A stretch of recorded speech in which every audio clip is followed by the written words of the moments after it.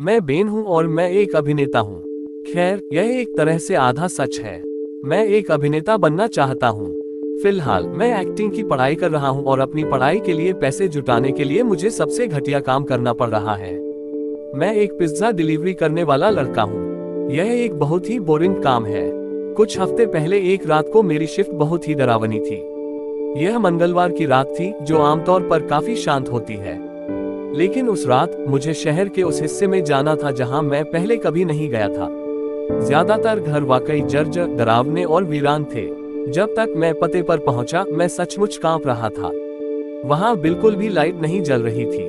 मैंने दरवाजा खटखटाया और इंतजार किया, लेकिन किसी ने जवाब नहीं दिया।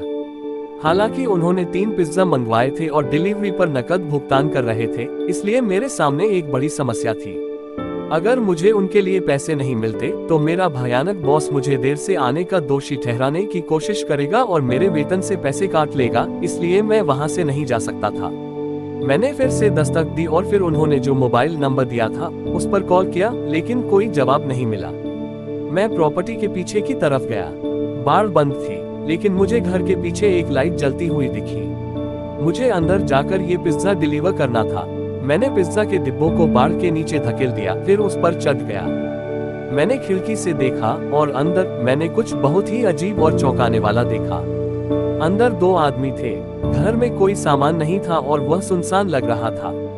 उनमें से एक छत से लटके पंचिंग बैग पर मुक्का मार रहा था। दूसरा आदमी पैसे का ढेर गिन रहा था।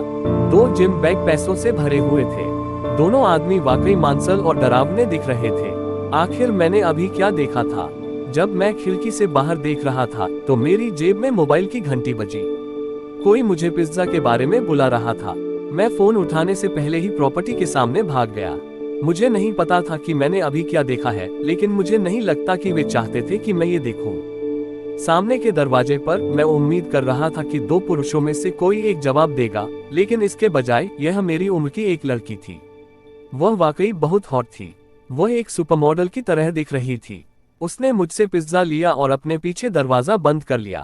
फिर मुझे एहसास हुआ कि उसने मुझे पैसे नहीं दिए थे।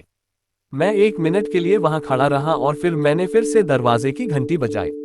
मुझे उम्मीद थी कि हॉट लड़की दरवाजा खोलेगी, लेकिन इसके बजाय मुझे एक आदमी ने स्वागत किया। वह लगभग 6 फीट 7 इंचेस चौड़ा, मांसल और ऐसा चेहरा था जिससे आप खिलवाड़ नहीं कर सकते थे। उसने अपनी जेब से नोटों की गड्डी निकाली और उन्हें गिन लिया। उसने मुझसे कहा कि मैं बदले में मिले पैसे रख लूं और दरवाजा बंद कर लूं। जब मैं कार की तरफ वापस जा रहा था, तो मैंने उस आदमी और लड़की की बहस सुनी। मैं खुद को रोक नहीं सका। हालांकि मैं डरा हुआ था, फिर भी मैंने सुनने का फैसला किया। मैं चुपके से दरवाजे के पास गया और अपना कान दरवाजे से सटा दिया। मैं कुछ भी नहीं सुन सका, लेकिन ऐसा लग रहा था कि वह उस पर चिल्ला रहा था कि वह दरवाजे पर नजर नहीं रख रही है, जैसा कि उसे रखना चाहिए था। उसने कहा कि वह नहीं चाहता था कि किसी को पता चले कि वे क्या कर रहे थे और उसे दरवाजे पर नजर रखनी चाहिए थी। उस रात मैं सो नहीं सका। मैं सोच रहा था कि यह सब कितना अजीब था। मैंने कुछ बहुत ही अजीब देखा, है ना? क्या वे अपराधी थे? क्या यह उनका घर भी था? क्या वे लुटेरे थे? क्या यह उनका घर भी था? और उनके साथ वह हॉट लड़की क्यों थी? शायद वह फंस गई थी और उसे मदद की जरूरत थी। इसलिए मैंने अपने बॉस को फोन किया और उन्हें बताया कि क्या हुआ था। वह बहुत गुस्से में था।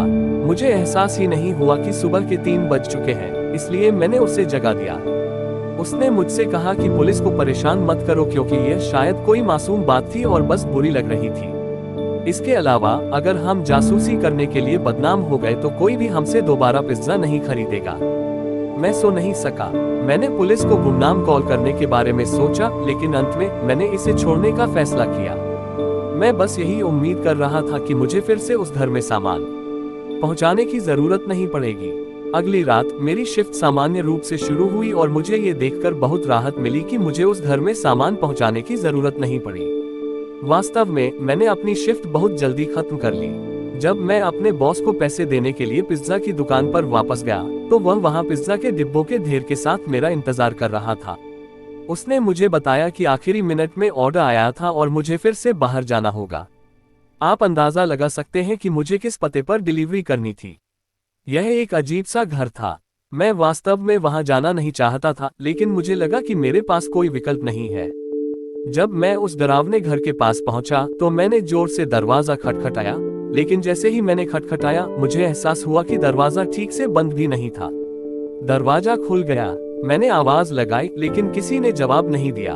मैं 1 मिनट तक दरवाजे पर खड़ा रहा, डरा हुआ। फिर मुझे एहसास हुआ कि मेरे पास कोई और विकल्प नहीं था और मुझे अंदर जाना ही था। घर में अंधेरा था और अंदर कोई फर्नीचर भी नहीं था।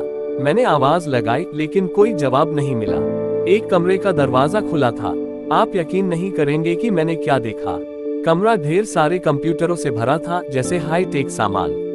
ये बहुत अजीब था। ये कमरा और घर का बाकी हिस्सा ऐसा क्यों था? इसके अलावा और कोई कारण नहीं था। ये लोग यहाँ से किसी तरह का अपराध संचालित कर रहे होंगे। मैंने कदमों की आवाज सुनी। वह उन आदमियों में से एक था। मैं भागकर कमरे के एक अंधेरे कोने में छिप गया। मैंने उसे सामने के दरवाजे की ओर जाते और उसे बंद करते हुए सुना। फिर उसने लड़की पर चिल्लाते हुए पूछा कि दरवाजा क्यों खुला है। उसने कहा कि उसे लगा कि उसने पिज्जा डिलीवरी करने वाले लड़के की आवाज सुनी है। फिर वह बहुत क्रोधित हो गया। उसने पूछा कि उसने पिज्जा क्यों मंगवाया, जबकि वे कल रात लगभग पकड़े ही गए थे। वे इस बात पर बहस करने लगे कि वह घर या सामने के दरवाजे पर नजर नहीं रख रही है। जब वे विचलित थे, मैंने अपना मौका लिया। मैं खिड़की की तरफ भागा और उसे खोला। ऐसा करते ही पिज्जा नीचे गिर गया। शोर पूरे घर में गूंज उठा। जैसे ही वह आदमी कमरे में भागा, मैं खिड़की से बाहर निकला और अपनी कार की तरफ भागा। अब मैं वाकई बहुत डर गया था। मैंने अपने बॉस को फोन किया और उन्हें बताया कि क्या हुआ, और उन्होंने मेरी बात सुनी। मैंने उनसे कहा कि मैं पुलिस को फोन करने जा रहा हूं, और उन्होंने मुझे परेशान न करने को कहा। वह खुद ही ऐसा कर लेता। अगले दिन पूरे दिन मेरी कॉलेज की क्लास थी और मैंने जो कुछ हुआ था उससे ध्यान हटाने के लिए अपने अभिनय पर बहुत जोर दिया। उस रात मुझे काम से छुट्टी थी, इसलिए मैं देर तक कॉलेज में मोनोलॉग की रिहर्सल करता रहा। फिर मुझे अपने बॉस से एक वॉइसमेल मिला। उसने मुझे बताया कि डरावने घर का गुंडा कल देर रात खुद पिज्जा की दुकान पर आया था और उसने पिज्जा के पैसे चुकाए थे। उसने मेरे मैनेजर को भरोसा दिलाया था कि वहां कुछ भी अजीब नहीं हो रहा था और मुझे डराने के लिए उससे खेद है। उन्होंने कहा कि जब मैं अगली बार उनसे मिलूंगा तो वह मुझे सब कुछ समझा देंगे।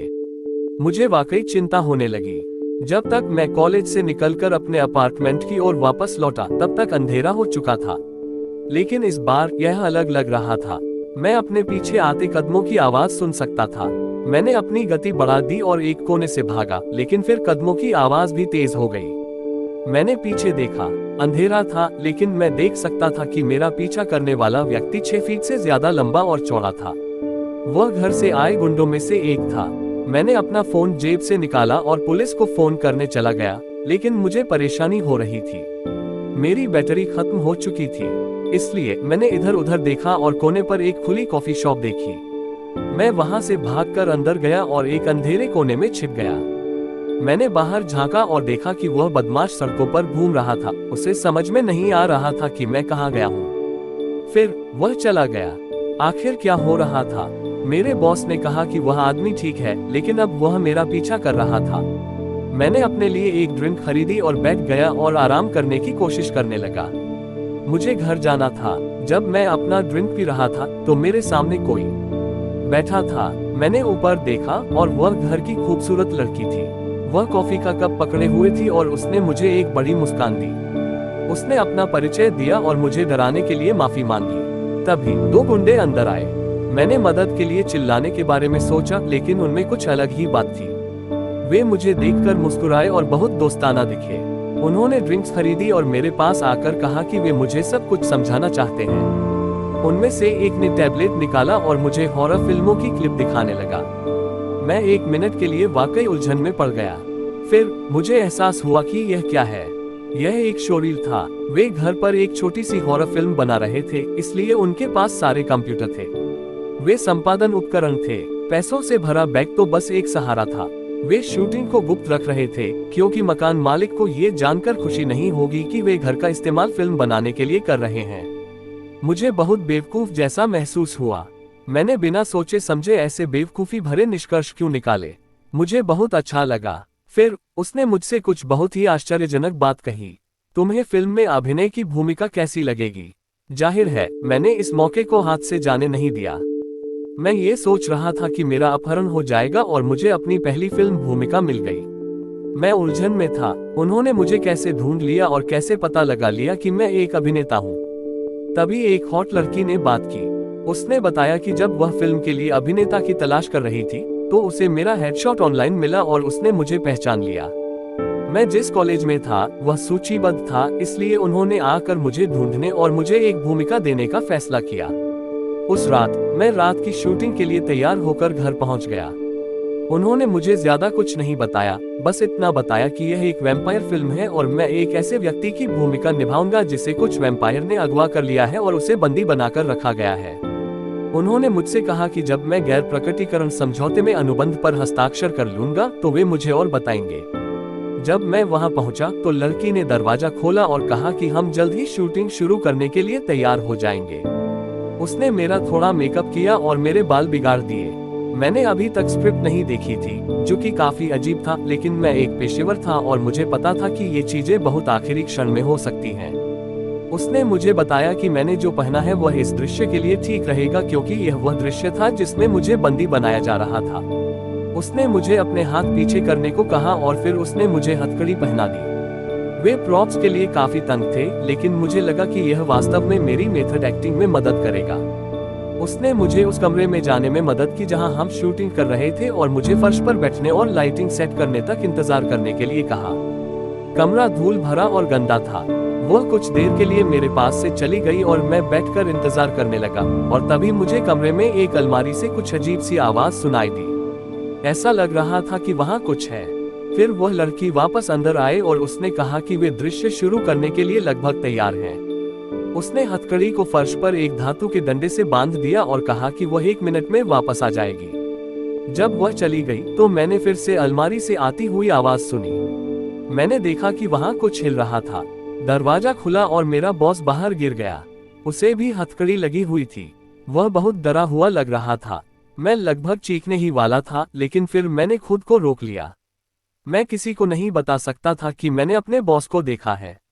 मैंने अपनी जेब में हाथ डाला और अपना मोबाइल निकाला और एक हाथ से मैंने पुलिस को फोन किया और धीरे से फोन पर बताया कि क्या हो रहा है।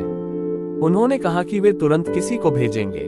तभी मुझे गलियारे से आते हुए कदमों की आवाज सुनाई दी। मैंने अपने बॉस से फुसफुसाकर कहा कि वे अलमारी में वापस चले जाएं।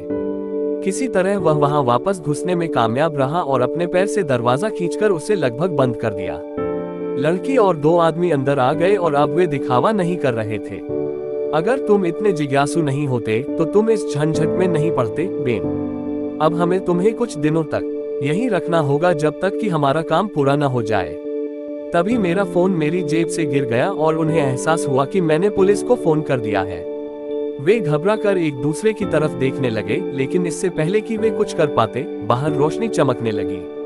पुलिस यहाँ थी। मैंने अपनी आंखें बंद कर ली। उम्मीद थी कि उनमें से कोई मुझे चोट पहुंचाएगा, लेकिन तभी मैंने भागने और चिल्लाने की आवाज सुनी। वे भाग गए थे। पुलिस अंदर आए और हमें खोल दिया। मैं सुरक्षित था। यह 1 महीने पहले की बात है और यह मानना अजीब लगता है कि मुझे बंधक बनाया गया था। अभी अभी पुलिस ने हमें सब कुछ बताया है। इसका मतलब है कि अपराधियों ने घर किराए पर लिया था, क्योंकि वे वहां छिपे हुए थे।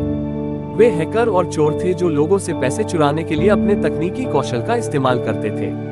उन्होंने मेरे बॉस को पकड़ लिया था क्योंकि उन्हें उनके काम पर संदेह हो गया था। फिर वे घबरा गए और उन्होंने मुझे भी अगवा करने का फैसला किया। उन्होंने दावा किया कि उन्होंने मुझे या मेरे बॉस को नुकसान पहुंचाने की कभी योजना नहीं बनाई थी। उन्होंने हमें घर में ही रखने की योजना बनाई थी, जब तक कि वे तय नहीं कर लेते कि आगे कहां भागना है। मैंने जो पैसे देखे थे वे चोरी के थे और असली थे। उन्होंने मुझे ऑनलाइन ढूंढकर ही जाना था कि मैं एक अभिनेता हूं। मेरे अभिनय करियर के बारे में मेरे पास ढेरों सोशल मीडिया अकाउंट थे, इसलिए मुझे ऑनलाइन ढूंढना बहुत आसान था। इसलिए अब मैं कॉलेज के दिनों में वापस आ गया हूं और रात में पिज्जा डिलीवर करता था। लेकिन अब मेरा बॉस मेरे साथ बहुत अच्छा व्यवहार करता है, क्योंकि उसे लगता है कि मैंने उसकी जान बचाई है। हालांकि मैं अभी भी अभिनेता बनने के अपने सपने से बहुत दूर हूं, लेकिन कम से कम जब वे सभी जेल जाएंगे तो कम से कम जल्द ही टीवी पर मेरा साक्षात्कार लिया जाएगा। कौन जानता है, शायद एक दिन वे इस पर एक फिल्म बनाएंगे और मुझे खुद उसमें ये किरदार निभाने का मौका मिलेगा।